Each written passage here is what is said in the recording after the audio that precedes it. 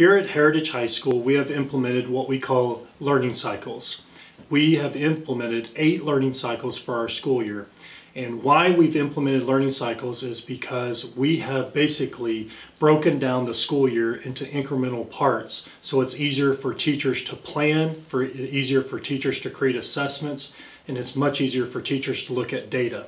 We pull all of our common content teachers out of class, and we do a full day of professional development where we are breaking down what students are to learn based off of the skill sets that are to be taught from the ACT Aspire. And so that is the alignment piece.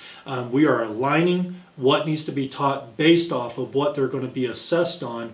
And then we are creating our scope and sequence and the amount of time that we're going to spend on those skills and that we're going to teach the kids and what they need to learn based off of the number of questions that is on the ACT Aspire.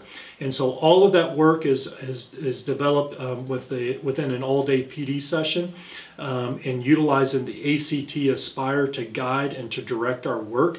But it takes all of our staff to collaborate, and we prefer our teachers to, if you're going to collaborate, it is an opportunity for you to sit in a circle, sit around a table, and for all teachers to have input and to have collaboration with what's going on.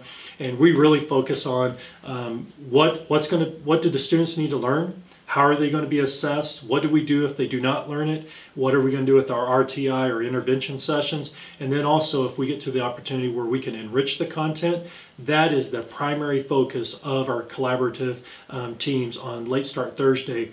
This is a process that will never be the same. It will always be changing, and it will always be evolving because the ACT Aspire and the expectations within our assessment is always changing. And so we want to be adaptable, and we want to be able to create this process year after year, and that's why learning cycles are beneficial. It helped us just be really laser focused and know for sure what areas the kids didn't know and what areas they were already at, and so we could just move forward quickly, or we could really remediate and build on where the kids were. Once the learning cycle is complete, we look at the data to determine and to make decisions what we're going to do instructionally with the next learning cycle, and we continue through the year. And we continue making plans before each learning cycle, and we just follow that process throughout the whole year.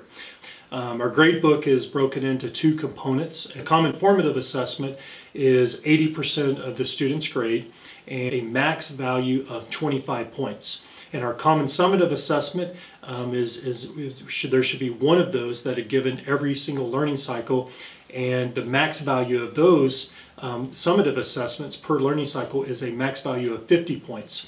We're trying to create equity within our classroom so that every single student in each of our content areas is getting the same experience in those classes. In the past, Heritage High School has averaged anywhere from 850 to 900 plus Fs a year related to the final grade of courses. So learning cycles are just like 4-week periods, and so every 4 weeks kids are given a deadline, and they have to get all their work turned in for their classes by that due date, and if they're not turned in, then they can't turn it in after that time.